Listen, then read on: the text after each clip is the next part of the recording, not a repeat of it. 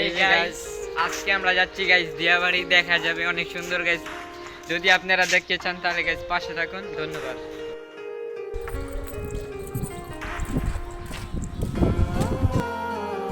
আমরা চেরাখালী থেকে উত্তর আসলাম, তো এবার আমরা দিয়াবাড়ি যাবো। তো আপনারা শেষ পর্যন্ত ব্লগটা দেখবেন, ঠিক আছে?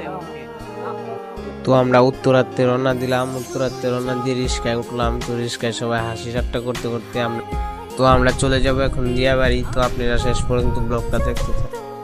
রাস্তার ওয়েদার গুলো খুব সুন্দর ছিল, তাই আমরা কিছু ভিডিও করে এখন আমরা দিয়াবাড়ি আসলাম। গাইস দিয়াবাড়ি আছে, সবাই শুটিং মিটিং করতেছে, সবাই অভিনয় করতেছে। দেখেন কিভাবে ভিডিও ছবি মুভি তুলবো। এখান থেকে আমার টিকটকের ভিডিওর জন্য কটা শুট করে নিই। তো শুট শেষ করে আমরা এই যে এদিকে আসা করি দিয়াবাড়ি মেলার ভিতরে। তো মেলার ভিতরে আইসে আমরা সবাই মজা মাস্তি করতেছি, ওই হাসতেছি। গোলাপ ফুল কিনলো দোকান থেকে। তো দেখেন এখানেও আইসে আমি আমার কটা ভিডিও শুট করে নিলাম, কারণ আমার রেগুলার টিকটকে ভিডিও ছাড়তে হয়। কারণ যেহেতু আমি ইউটিউবে রেগুলার ভিডিও ছাড়ি না, কিন্তু আমি টিকটকে রেগুলার অ্যাক্টিভ থাকি। তো এখন আমরা ঘোরা টুরা শেষে আয় পড়লাম ব্রিজের উপর।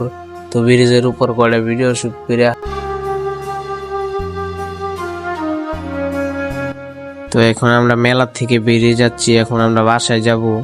তো আমরা মেলা থেকে বাইরে এই যে এবার অটোতে উঠবো। তো অটো ঘুরাইতেছে, তো অটো ঘুরানির পরে এবার আমরা অটোতে উঠতে পারলাম। তো এই কইতাছে একটা গার্লফ্রেন্ড পড়াইতে পারলাম না। তো আমি বলি চিন্তা করিস না, ভবিষ্যতে আরেকদিন আসলে তোরা পড়াই দেবনি। তো এখন আমরা আসলাম উত্তরা। তো উত্তরা থেকে এখন আমরা হেঁটে যাব, হেঁটে কদূর যায় তারপর আবার বাস উঠতে হবে। তো আজকের ব্লগটা এই পর্যন্তই। টাটা, ভালো থাকবেন, সুস্থ